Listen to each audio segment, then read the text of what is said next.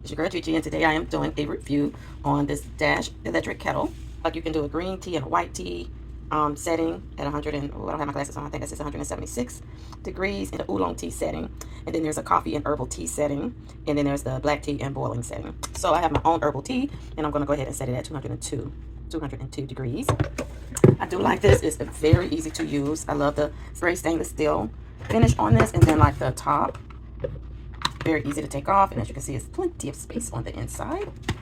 You do have to press it at the top to get that back on, like so. There is this part right here, which I'm kind of guessing it acts as like an opening, so you can pour. You can still keep your tea in here and then pour it out like so. But we'll see. I haven't used that part yet, but we will see. It said it is 75 degrees right now. That's probably what it is in my kitchen, temperature-wise. Another thing I like about this kettle is right here.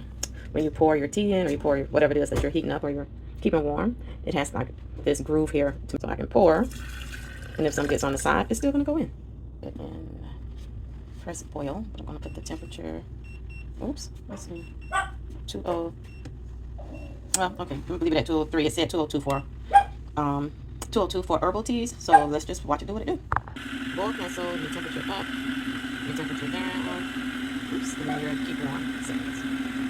I love the fact that this kettle is cordless and I don't have to worry about any cords getting in the way. I also love the fact that it's not just used for tea and for keeping your water hot or your coffee hot, but you can use it for your ramen noodles. You can use it for your hot chocolate. Like, it's so many different uses for it.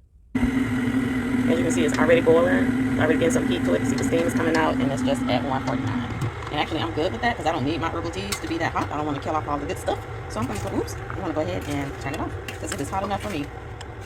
All right, so I did press the button down here, the lever, and nothing happened. Oh, there it is. But you just got to really tip it up since there's not a whole lot in there. And that concludes my review of the Dash electric kettle.